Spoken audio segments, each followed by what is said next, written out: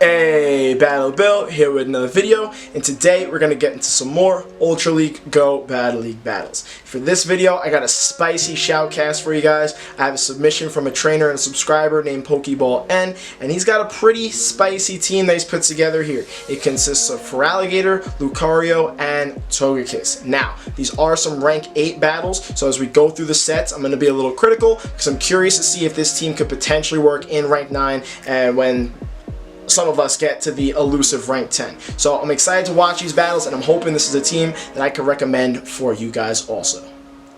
Also, guys, I just want to stress and reiterate how much I appreciate all of you and how much I appreciate the support you've been giving me. We're getting even closer to that 2,000 subscriber mark, and I really can't believe it. So let's get into these battles. Okay, getting into this first match, he's running with the Feraligatr lead. Feraligatr has access to the quick move of Ice Fang and charge moves of Hydro Cannon and Crunch. He's got a pretty positive matchup here. His Ice Fangs are going to deal super effective damage to the Giratina Altered, and he has access to Crunch to deal super effective damage also. This Giratina Altered is running Shadow Claw, so it's going to be able to spam these Dragon Claws, but it's a pretty small charge move. Feraligatr's a bit bulky in Ultra League, and it's neutral damage, so it can definitely tank him. He's going for the Crunch here, so now we're going to see if his opponent decides to shield it, and if his opponent doesn't decide to shield it, this Crunch is going to hurt a bit. His opponent does not shield it, and it gets the Giratina Altered into the red. It did look like that Giratina Altered got a couple extra Shadow Claws in, which was pretty surprising. He's not going to shield this incoming Dragon Claw, and we're going to see how much damage it does. It gets his Feraligatr into red. It looks like he's going to be able to Ice Fang it down, but those extra Shadow Claws that appear to go through allow the Giratina Altered to get to another Dragon Claw to take out the Feraligatr. I honestly probably would have shielded that just to commit to winning lead, even if it costs a shield, but at least you can bring in Lucario here and get a little bit of an energy advantage. And his opponent doesn't exactly have the best counter for his Lucario. Because this Lucario has shields, it will be able to protect itself against the Swampert's Hydro Cannons. So as he's ramping up his attack stat by throwing up these power-up punches, he's going to be able to essentially counter down the Swampert. So his opponent's going for the charge move here. Definitely have to shield. If I'm him with the Lucario, I'm committing both shields to the Swampert, because the fact that his opponent brought in a Swampert to deal with the Lucario kind of tells me right off the bat his opponent doesn't have the best counter for it. So he's going for another power-up punch. This might go shielded because it is a little bit ramped up. It does go shielded, so now they're at even shields again. His opponent's going for another charge move here. He's going to shield this one because he should be able to counter and then get to another power punch to essentially finish off the Swampert. Actually, could he just counter it down? We're going to find out right here. It's going to be close, and he just gets in the last counter. That Swampert was probably like one mud shot short or just got into it. So now his opponent ends up bringing in what looked like a Bug and Steel type. I'm pretty sure it was Scizor, because if it was Excavalier, that should have came in first. It is Scizor, and look at how much these power punches are doing now, and look at how much these counters are doing now. They're all ramped up. Those counters almost took out the Scizor before he even got to the next charge move, so that's pretty impressive. Even though he has a Togekiss in the back, the Scizor is way too low to have any chance at beating his Togekiss in the back. So his opponent's Scizor finally got to its own charge move. Let's see what it's going to end up being. I don't think it'll be anything that'll take out the Lucario. It's Iron Head? Okay. Technically, didn't take out the Lucario because it was resisted, but Lucario is a bit glassy, and he was able to pull out that first match because that Lucario went to work. So, right off the bat, I am pretty impressed with this team. The Feraligatr lead worked well. Giratina Altered is super meta, and then having Lucario in the back, ramping up the power punches, put in work against a super meta Pokemon like Swampert, and Scizor is not exactly the most off meta. So, getting into this next matchup, he's got a Feraligatr on a Lapras lead here, and this seems like a matchup that's going to run super slow. Now, that opposing Lapras is running Water Gun as a quick move. That is not something I would necessarily recommend, but I did run into a Water Gun Lapras of my own in a rank 9 battle, so I can't say that this is necessarily something that you'll only see in rank 8, but if you are running Lapras, you definitely want to run with quick move with the Ice Shard as the quick move, is what I'm trying to say. So this seems like it's going to be a pretty slow one. It looks like the Lapras will win it out because those Water Guns are really just chipping away at the Feraligatr, and the Lapras is getting to the Surfs before the Feraligatr is able to get to the Hydro Cannon, but every move that's being dealt back and forth is essentially resisted. He's going for the Crunch here, which is definitely something I recommend because I got a little distracted. Did he go for the Hydro Cannon at first? Either way, he's going for the Crunch now, and that's definitely the play. It does a little bit more damage, even though it's neutral opposed to Hydro Cannon being resisted. But Hydro Cannon is just such an OP move. So it was pretty close in damage. But you typically want to go for what's neutral. So opponent goes for the Surf here. It's going to take out his Feraligatr. But now he could bring in Lucario and start ramping it up. Oh, his opponent decides to swap into a Reshiram. Woo! I haven't seen one of those in Ultra League. That's quite the play. He's got Togekiss in the back. And what you'll notice is Togekiss only has one charge move. But considering these are rank 8 battles, and considering if there was one Pokemon in all the metas that I would be like, it's okay to not have both charge moves on, it would be Togekiss. And the main reason for that is just the pure fact that Togekiss relies so much on its charms that if it ever gets to a charge move, your opponent's going to assume what it is, and even if you only have one of them, there's not a good chance they're going to find out at any point in the match that you really only have that one.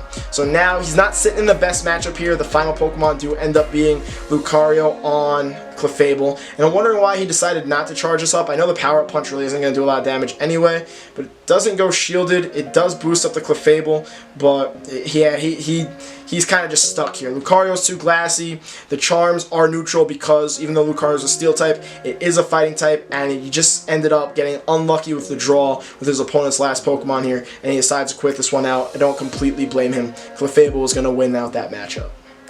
So, unfortunately, in that last match, he didn't exactly get the luck of the draw in the last Pokemon. There were a lot of other Pokemon it could have been that Lucario would have beaten. Clefable is not one of them. Getting into this third match, he's got a Feraligatr on a Swampert lead here, which seems, I'm pretty sure, is a positive matchup for the Feraligatr for a few reasons. These Ice Fangs are chunking away at the Swampert, as you can see. The Swampert will outpace the Feraligatr to its charge moves, even though this Feraligatr got to the Hydro Cannon first. That's just because his opponent's over farming. But his opponent decides to swap in a Shift Tree, which if I was him, I would have swapped a little bit quicker. I mean, Togekiss is resisting either of those moves. He pulled off a nice swap. It would have been Leaf Blade. Togekiss is resisting that. Foul Play. Togekiss would have resisted. And here's another situation where he really doesn't need to have a charge move to essentially just maul and destroy that Shift Tree. So now he's sitting in a really good situation. He kept switch advantage. He has a shield advantage. His opponent's other Pokemon is a Charizard here. So now we're going to come to see if not having Ancient Power is going to bite him or not. This Charizard might be so worried, unless it's going for a Blast Burn here, then it's going to take out the Togekiss, and I wouldn't blame him at all for letting it go down. It's a Dragon Claw. So now we're going to see if this Charizard is just so worried about this being an Ancient Power and potentially taking out his opponent's Charizard, if he's going to shield this Flamethrower or not. His opponent decides to shield. So again, I don't necessarily recommend not having third charge moves, but if there is one Pokemon you're not going to have the third move on, not third charge move, you only get 2 charge moves. But if there is a Pokemon that I would say you can get away with not having a third move on, it is Togekiss because of that charm damage. Togekiss put in work there. His opponent throws a Dragon Claw. You know, considering you have 2 shields, I mean, it worked out nicely. I would have shielded, but it worked out nicely that he was able to essentially call that bait. Even though Blast Burn would be resisted. This is this is a Blast Burn. Because even though it's resisted, you see how much more damage it does than the Dragon Claw. But his Feraligatr was still able to hold on. He's still going to be able to go for this Hydro Cannon. I don't remember where the Swampert's health was, but he's pretty much got this one in the bag. It's got a Swampert super low. Lucario can come in, can counter down, and win out this matchup. His opponent is going to go for a charge move, but his opponent doesn't have a chance here. This Hydro Cannon will go shielded by Lucario. Oh, it's an Earthquake. His opponent was really praying for the Hail Mary there, but he was able to counter down the Swampert and take the third match of this set. So now he's 2-1. So far in these matchups, we have seen some pretty meta Pokemon that he's been able to beat with his current team of 3. In this next match, he's got a nice Feraligatr on a Giratina Alter lead here, and I'm pretty confident if he commits to the 1 shield, which is what he didn't do in the first match, he should be able to beat the Giratina Alter. Let's see if he decides to play this one a little bit differently. This Giratina Alter is also running Shadow Claw like the first one was, and honestly though, like I said, that last match, the Shift Tree swap in, could have been seen as a mistake because that Feraligatr is running Ice Fang, but he still had a super hard counter like Togekiss in the back, and the really only off-meta Pokemon we've seen so far that he's gone up against was that Reshiram, which honestly, Didn't do too terribly. Not that I recommend Reshiram. It's just super glassy for Ultra League. I am curious to see how it plays out in Master League, but that's a story for another day. His opponent lands a Dragon Claw here, and now they're still in the 0-0 shield match. Well, they both haven't committed to shields here. And notice how he got the Ice Fangs through and won out the 0 shield. I told you in that first match that Giratina Altered got another 1 or 2 Shadow Claws in, which is the only reason why that Giratina Altered won that one out. So in this situation, it works out better for him. He ends up getting a Hydro Cannon through on this Venusaur, which, I mean, is positive. Any extra damage that the Feraligatr can deal is great, and I'm assuming he's going to go into Lucario here. Oh, he goes into the Togekiss. Interesting. These charms are going to be resisted. I would have gone into the Lucario, even though, yes, the counters would have been resisted, and the power-up punches too, but the power-up punches would have boosted the counters, and he would have been able to essentially rack up enough attack to take down the Venusaur. So he had to shield that Sludge Bomb. He's now down a shield, and you'll notice these charms are taking forever to get the Venusaur down because they are resisted, but I guess Venusaur would be one pretty main counter for this team of 3 because he doesn't have too much that can deal with it. Feraligatr's Ice Fangs could deal good damage, but Feraligatr's a water type, so it still takes super effective from Venusaur. And then everything else on his team, oh, now that his opponent has a Clefable in the back, but nothing else on his team can really deal super effective damage. As much as the Togekiss does have Flamethrower, it takes forever to get there. So now he swaps in his Lucario.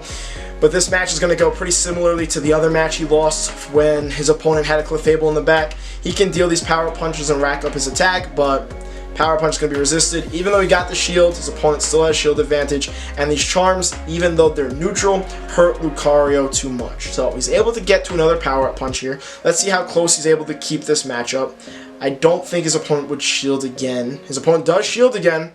That could bode well, unless his Clefable's at a charge move. Now, Clefable should probably be at a charge move, which is most likely a Meteor Mash. And as much as Clefable doesn't get stab on the Meteor Mashes, it's going to be super effective against his Togekiss. And it takes out the Togekiss, and his opponent is able to take this 4th match. So right now he's 2-2, and these matches have shown some strengths and weaknesses of this team. So far, I'm loving the Spice team. One big weakness of it does seem to be Venusaur. Another one seems to be a Clefable in the back. I feel like Feraligatr with Ice Fang and Hydro Cannon could deal some damage to the Clefable.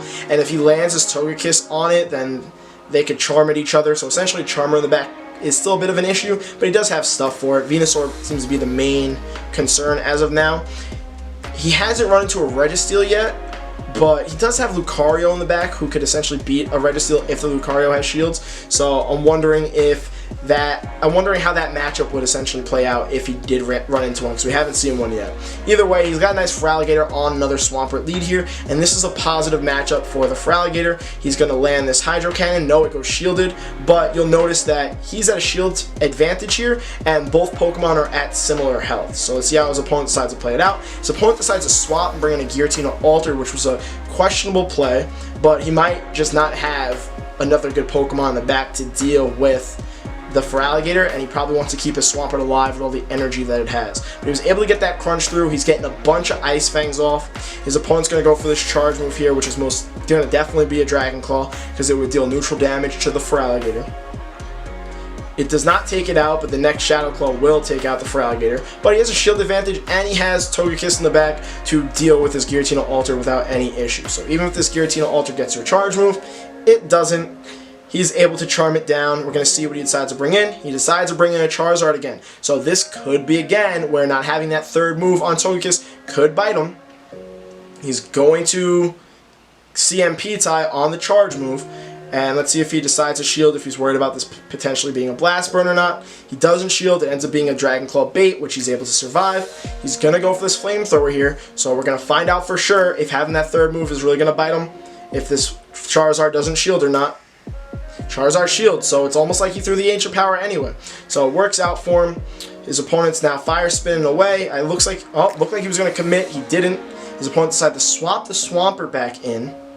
Interesting. He doesn't know that he has Lucario in the back, but he swaps the Swampert back in, and I guess his opponent was worried about that Ancient Power potentially coming through. But either way, now Lucario has 2 shields. It can shield the Swampert's charge moves up. He does have to worry, though, because that Charizard in the back does have energy. Sorry, my throat's dry. And he wasn't able to get to the power punch before Swampert got to his charge move. He's letting it go through. It's a Hydro Cannon. He will survive it. He's going to counter down. He has to watch out for a Fire Spin down. The Charizard's coming in and going straight for the charge move. I don't know if that was the right play by the Charizard, because he has a shield. He's going to be able to shield this no matter what. Charizard's not going to get to another charge move. He might have wanted to go for 2 Fire Spins. Doesn't matter. Lucario gets to the Shadow Ball. This will take out the opposing Charizard, and he will be able to finish this set 3-2. So that was some pretty interesting and some pretty exciting Spice play by Pokeball N. Honestly, when these clips were submitted to me and I saw they were rank 8 battles and I saw how spicy he got with the team, I was expecting to have to be a little bit more critical when going through the battles, but overall it didn't really seem like his opponents made too many mistakes. It seemed like his Pokemon did line up well with his opposing opponents' Pokemon. But he ran into some pretty meta mons. Again, except for like the one Reshiram, everything else that we saw in this set were Pokemon you would see in rank 9 battles and above. So I'm pretty impressed with the team. I don't necessarily know if I recommend it, but I definitely don't think it's a bad team. I definitely think the team has play. Let me know what you think of the team in the comment section, please. And if you have spice Pokemon like this, feel free to hit me up on Twitter, submit me your clips. This was exciting to watch, and I would be excited to watch your clips too, because honestly, Feraligatr and Lucario on the same team in some Ultra League Go Battle League battles, that was pretty cool.